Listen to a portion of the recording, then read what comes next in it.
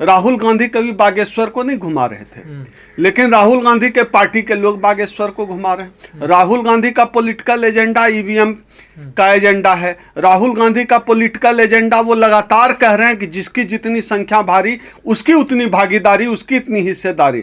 लेकिन क्या उनकी पार्टी में बैठे हुए जितने जनेऊधारी लोग हैं वो इस बात को मानते हैं? ये दूसरी बात है। राहुल गांधी, मैं राहुल गांधी के अप्रोच के साथ हूं। राहुल गांधी की बात राहुल गांधी की पार्टी के लोग नहीं मानते। लगता तो नहीं है ऐसा कि लागू हो रहा है। जिस तरह छत्तीसगढ़ में पिछले साल बात हुई थी कि आबादी के हिसाब से संगठन में भागीदारी दी जाएगी, नहीं दी जा रही है। अब देखिए यही अंतर है भारतीय जनता पार्टी की राजनीति और कांग्रेस की राजनीति में। बिहार में जाति जनगणना हो चुकी है। जिस जाति की आबादी सबसे कम मानी जाती है, भूमिहार की आबादी 2 पॉइंट समथिंग, ठीक है, उससे ज़्यादा हमारे समाज की आबादी, वहाँ मुसहर समाज की आबादी उससे ज़्यादा है। वहाँ भारतीय जो है कांग्रेस पार्टी का अध्यक्ष भूमिहार है, और कांग्रेस अपना जो है बनाया हुआ है भूमिहार को, और बीजेपी बनाया हुआ है पिछड़ा को। आप इस चीज को समझिए। बीजेपी जात के खेल, हाँ वही मैं आ रहा हूं, बीजेपी जाति के खेल को समझती है। बीजेपी को पता है वोट कहां से आएगा, लेकिन कांग्रेस में जो बैठे हुए सवर्ण तबके के लोग हैं उनको समझ में नहीं आ रहा है कि जाति कहां, वोट कहां से आएगा। वोट जिस भूमिहार को आपने, चाहे उत्तर प्रदेश हो चाहे बिहार हो, जिस भूमिहार को आपने बनाया हुआ है प्रदेश अध्यक्ष, वो अपने घर का भी वोट भूमिहार कांग्रेस को दिलवा दे तो मैं मान जाऊंगा कि राष्ट्रीय अध्यक्ष डिजर्व करता है। वो अपनी जाति का तो छोड़िए, वोट ही नहीं दिला सकता। तो मुझे लगता है कि राहुल का जो एजेंडा है उस एजेंडे पर अगर पार्टी तो चलेगी, हाँ, जिसकी जितनी आबादी, तो लगता है बहुजनों के लिए बीजेपी नहीं कांग्रेस खतरनाक है। मैं ये तो नहीं कह सकता कि कांग्रेस ज्यादा खतरनाक नहीं। इसके देखिए भागीदारी के सवाल पर मैं आपकी बात से सहमत हूं, भागीदारी के सवाल पर, लेकिन एजेंडे के सवाल पर बीजेपी कहीं खरी नहीं उतरती है। बीजेपी को हिम्मत नहीं है कह दे जिसकी जितनी आबादी है भागीदारी देंगे। बीजेपी ट्राइबल प्लान, सब प्लान, रिजर्वेशन, सरकारी नौकरी, ये सब तो कांग्रेस के राज में, राशन की राशन, मैं दोनों बात कर रहा हूँ। एजेंडा के कांग्रेस में क्या नजर आता नहीं, एजेंडा के सवाल पर, एजेंडा के सवाल पर कांग्रेस बीजेपी से बेहतर है, लेकिन भागीदारी के सवाल पर, संगठन में भागीदारी के सवाल पर बीजेपी ज्यादा बेहतर है। हम तो जो बात है वही कर रहे हैं। जहां कांग्रेस कमजोर है वहां कमजोर है। अब मैं कह रहा हूं कि राहुल गांधी का एजेंडा क्रिस्टल क्लियर है। राहुल गांधी कह रहे हैं जिसकी जितनी आबादी उसकी इतनी भागीदारी, क्रिस्टल क्लियर है। ये बात भारतीय जनता पार्टी ने कहा, राहुल गांधी कोई मानता नहीं है, तो क्या फायदा उसका? मैं ये बात कर रहा हूं कि कितना लागू होता है वो दूसरा मसला है। पार्टी लागू नहीं कर रही है ना, नहीं तो वही तो कर रहा हूं।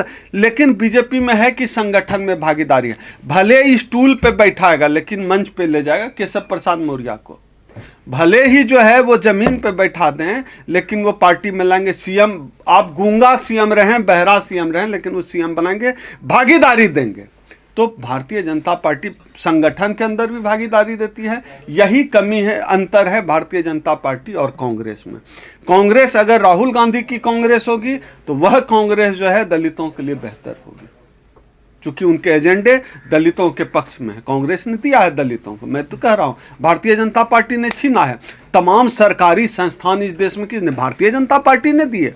किसने दिए? तमाम सरकारी संस्थान जहां हम नौकरियां कर रहे थे, जहां मेरा दादा भैंस चराया, रिजर्वेशन से नौकरी मिली तो हम अच्छी पोजीशन में आ गए। तो कांग्रेस की बदौलत दलितों की जिंदगी बदली है, इस बात से इनकार भी नहीं करना चाहिए। और भारतीय जनता पार्टी वापस उसी दौर में धकेलना चाहती है जहां मेरे दादा भैंस चराते थे। सरकारी नौकरी खा ले, सरकारी इंस्टीट्यूशन महंगे किए जा रहे हैं, एजुकेशन महंगे किए जा रहे हैं, सरकारी कॉलेज और यूनिवर्सिटी को खत्म किया जा रहा है।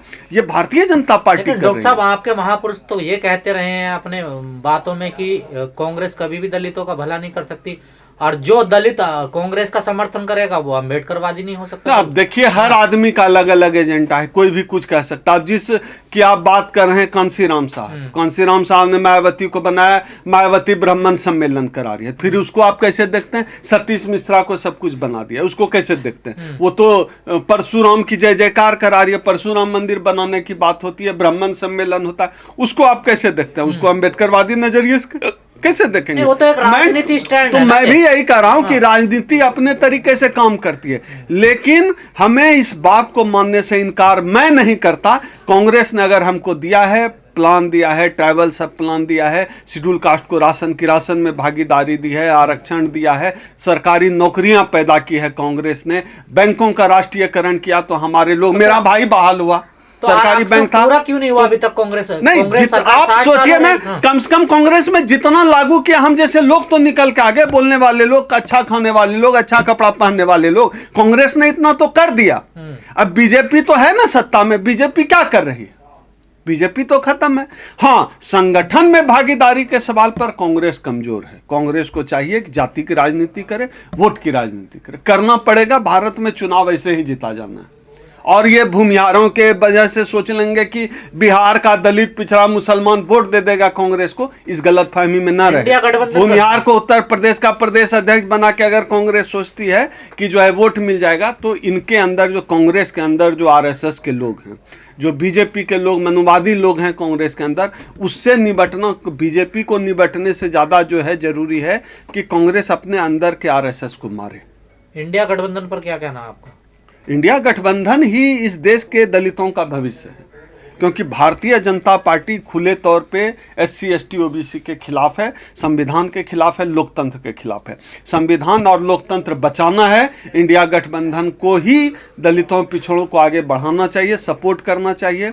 अधिक से अधिक जो एससी एसटी ओबीसी के पक्षधर राजनीतिक दल हैं, उनको आपसी मतभेद भुलाकर, चाहे सपा बसपा का मामला हो, आरजेडीयू का मामला हो, या किसी भी राजनीतिक दल का मामला हो, तमाम विपक्षी दलों को आपसी मतभेद भुलाकर चाहिए कि इंडिया गठबंधन को मजबूत करे, नहीं तो सब खत्म हो जाएंगे। भूल कहाँ रहे हैं, वो तो बढ़ रहे हैं ना। वो तो राजनीति है, बढ़ेगा तो अपने पैर में कुल्हाड़ी मारेंगे। इस देश का अगर इंडिया गठबंधन कमजोर हुआ, दलित पिछड़ा मारा जाएगा इस देश का। कांग्रेस मल्लिकार्जुन खड़गे का नाम आगे कर रही है, तो बिल्कुल मल्लिकार्जुन खड़गे से ज्यादा पावरफुल, मल्लिकार्जुन खड़गे से ज्यादा योग्य आज इस देश में प्रधानमंत्री पद का कोई दावेदार नहीं है। मैं भी कहता हूं कि मल्लिकार्जुन खड़गे को इस देश का प्रधानमंत्री होना चाहिए। वो आदमी सच्चा अम्बेडकरवादी है, वो आदमी बौद्धिस्ट है, वो आदमी दलितों की पीड़ा समझता है।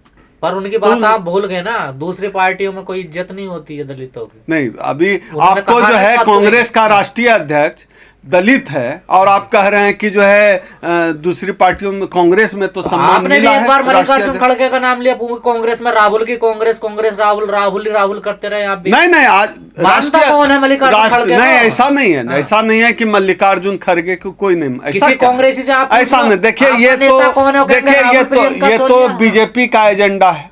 और दूसरी बात आपने कहा आपके नेता कौन है, राहुल प्रियंका। बिल्कुल, जो कांग्रेस है उसमें एक परिवार का वर्चस्व है, इसमें कोई अंधा भी कह सकता है। तो राहुल गांधी भी नेता है, विजनरी नेता है। सिर्फ हम राहुल गांधी को इसलिए इनकार नहीं कर सकते कि वो दलित नहीं है। हम तो दलित प्रधानमंत्री की बात कर ही रहे हैं कि मल्लिकार्जुन खड़गे अगर प्रधानमंत्री बनते हैं, उससे बेहतर इस देश का कोई भविष्य नहीं हो सकता है। मल्लिकार्जुन खड़गे सबसे, इस देश के सबसे विद्वान नेता हैं, सबसे शानदार राजनेता हैं, सबसे अच्छे क्या वक्ता हैं, क्या समझ है, अम्बेडकरवादी हैं। मल्लिकार्जुन खड़गे से कोई बेहतर नहीं। मल्लिकार्जुन खड़गे की जगह मायावती का नाम आगे करे कांग्रेस, तो क्या दिक्कत है कांग्रेस? कोई दिक्कत नहीं। तो ये तो कांग्रेस के नीति का मामला है, इंडिया गठबंधन का। मैं अपना पक्ष रख रहा हूं, मुझे लगता है कि मल्लिकार्जुन खड़गे सबसे बेहतर विकल्प है।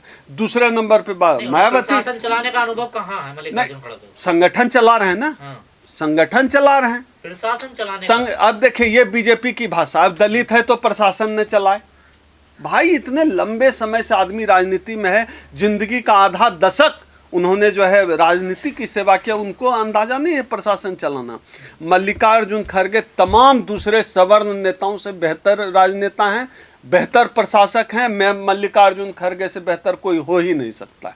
मल्लिकार्जुन खड़गे आना चाहिए। एक बात तो तय है कि पिछले एक साल में जिस तरह से देश की राजनीति में नीतीश कुमार जी ने शगुफा छोड़ा और इस शगुफा को हकीकत में बदल दिया, जो जाति जनगणना की बात हुई, और उसके बाद 3 राज्यों का चुनाव आया, इससे एक बात एकदम स्पष्ट हो गई खुले तौर पर कि देश की राजनीति वो नहीं होने वाली है जिसकी तैयारी आरएसएस और बीजेपी की है। देश की राजनीति को एक नई लाइन, एक नया गाइडलाइन एक तरह से नीतीश कुमार जी ने दिया, जाति जनगणना करा के और उसको लागू करके।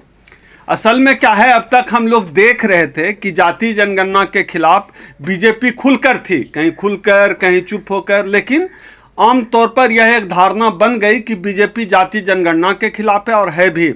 लेकिन जब जाति जनगणना हुई उसके बाद बीजेपी ने अचानक यू टर्न ले लिया।